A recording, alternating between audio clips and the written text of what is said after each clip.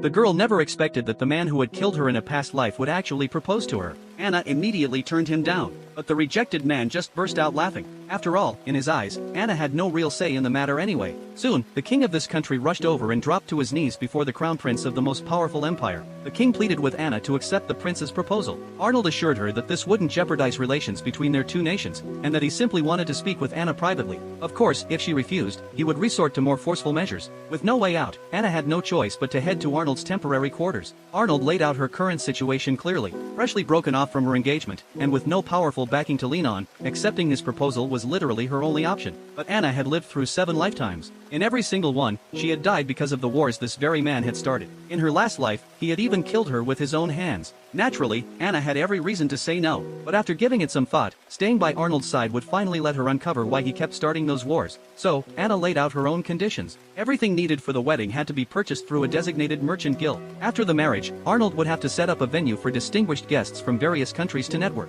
and whenever Anna visited, Arnold was not allowed to accompany her. Lastly, Anna would live a quiet, unbothered life as his consort in the castle, and Arnold was strictly forbidden from touching her. Arnold agreed to every single condition. The very next day, he set off with Anna to return to his homeland. Along the way, Anna dozed off. The moment she sensed someone approaching, she instantly drew her sword. However, Arnold was only trying to retrieve his own sword. He never expected her to fall asleep while clutching it. More importantly, before he could even make contact, she had already reacted with lightning speed. This made it clear that Anna must have undergone years of rigorous training. Arnold mentioned that he had already arranged for the merchant guild she requested to meet them for the handover. Still, he was quite puzzled as to why a relatively new guild had caught her attention. Anna, of course, couldn't explain her rebirth, so she simply said their goods were of high quality. Inside, though, she was eager to connect with the guild from her very first light. Suddenly, the sound of fighting broke out outside. A band of thieves was ambushing their caravan. Arnold stepped out of the carriage, telling Anna to stay put and feel safe, and even locked the door behind him. But Anna had been an elite knight in her 7th life, so there was no way she'd just sit quietly.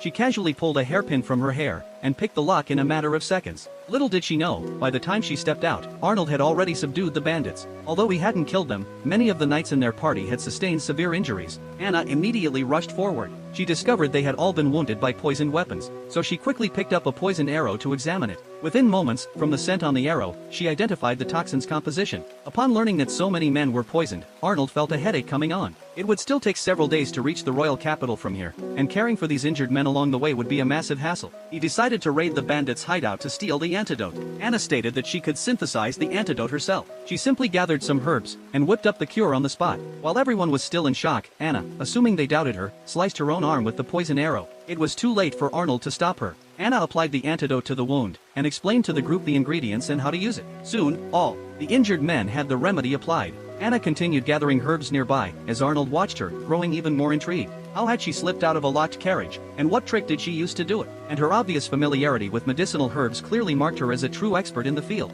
He voiced his questions. Anna simply replied that it was all a secret. Arnold dropped to one knee before Anna, offering a formal bow of respect, to thank her for saving the Night Corps. He eagerly looked forward to whatever surprises Anna would bring him next.